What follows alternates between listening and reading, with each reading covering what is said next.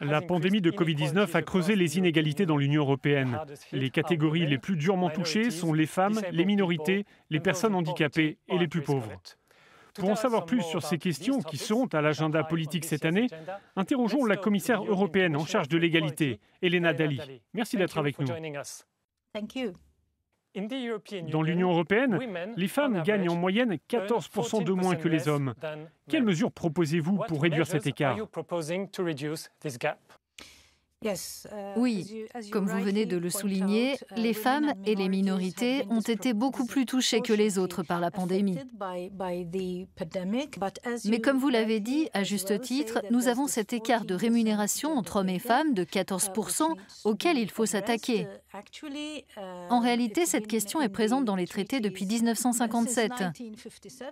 C'est ce principe de l'égalité de salaire pour un même travail ou un travail de valeur égale.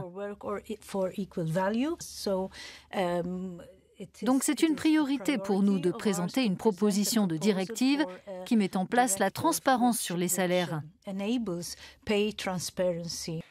Il semble que les entreprises soient réticentes à appliquer des mesures de transparence salariale. Envisagez-vous des sanctions ? Je crois beaucoup au dialogue social. Et c'est important que les syndicats de travailleurs, les organisations patronales et la société civile soient tous impliqués quand nous faisons une proposition. Je suis certaine que les employeurs modèles existent. J'ai parlé avec certains d'entre eux. Ils ont déjà mis en place un mécanisme de transparence. Et ils nous disent que leurs employés en sont très contents. Donc je suis sûre que de nombreux employeurs sont déjà favorables à cette mesure et que d'autres vont suivre. Qu'en est-il des États membres? Ont-ils la volonté de suivre votre directive? Ou êtes-vous prête à vaincre certaines réticences de leur part? Si je me fie aux retours qui me sont faits jusqu'à présent, de nombreux États membres sont favorables à cette proposition. Et vous savez, les gouvernements veulent faire ce qu'il y a de mieux pour leurs citoyens. Je suis sûre qu'ils ne veulent pas que ce type de discrimination persiste.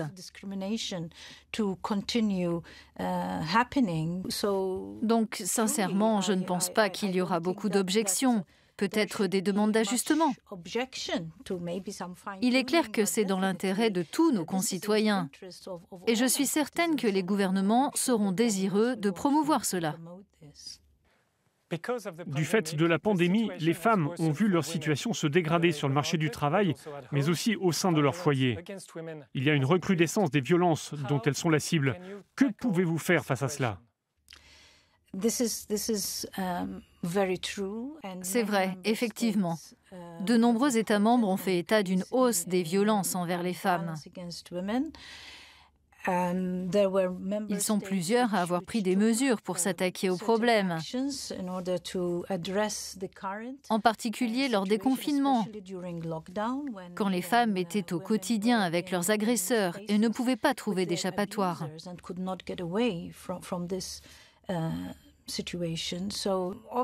Il y a évidemment la Convention d'Istanbul que l'Union européenne a signée, mais qui n'a pas encore été ratifiée, parce que nous n'avons pas réussi à obtenir l'accord de tous les États membres pour le faire. Mais nous devrions aussi avoir notre propre législation à la fin de l'année. Je prévois de présenter une législation qui protège les femmes et les filles des situations de violence.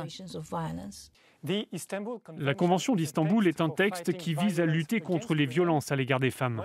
Un État membre, la Pologne, envisage de s'en retirer.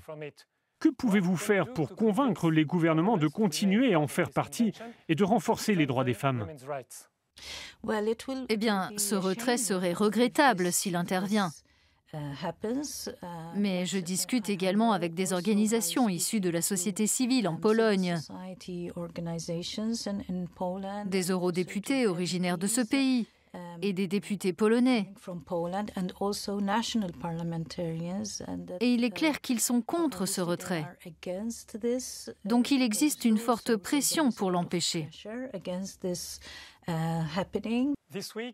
Cette semaine, vous avez présenté votre stratégie concernant les personnes porteuses de handicap qui sont plus isolées que jamais en raison de la pandémie. Quel est son objectif ? Il s'agit de la nouvelle stratégie pour les 10 ans qui viennent. Nous devons soutenir les États membres par le biais d'un partage de connaissances et d'octroi de fonds afin d'aller vers une Union européenne de l'égalité.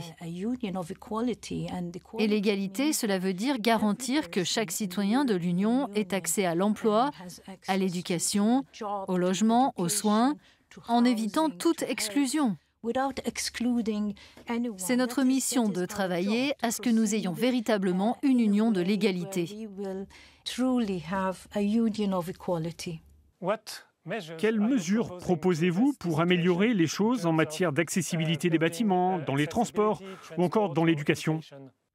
À ce sujet, nous mettons en avant l'idée d'une carte d'accessibilité, par exemple.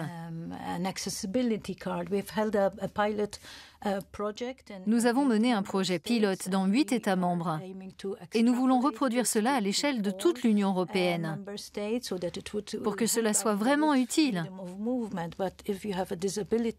Nous avons certes la liberté de circulation, mais si vous êtes porteur de handicap et que vous envisagez de vous rendre dans un État membre qui ne reconnaît pas certains aspects de vos droits, alors il faut mettre en place cette carte d'accessibilité commune.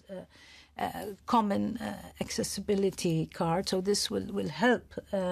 permettra aux personnes porteuses de handicap de voyager plus librement, par exemple. Votre stratégie comporte des éléments qui étaient déjà dans la précédente. En quoi celle-ci est-elle différente ? Eh bien, on ne peut pas dire que ces 10 dernières années, tout ce qui devait être fait a été fait. Et puis, il y a de nouvelles réalités qui sont apparues. Donc, je ne peux pas dire que cette stratégie a été menée sur les 10 dernières années et que l'on en reste là. Non. C'est pour cela que nous avons cette nouvelle stratégie pour les 10 prochaines années, pour que nous puissions aussi maintenir la pression sur les États membres, pour qu'ils puissent aller plus loin que ce qu'ils ont déjà fait. Il existe toujours une marge de progression, donc ce n'est jamais fini.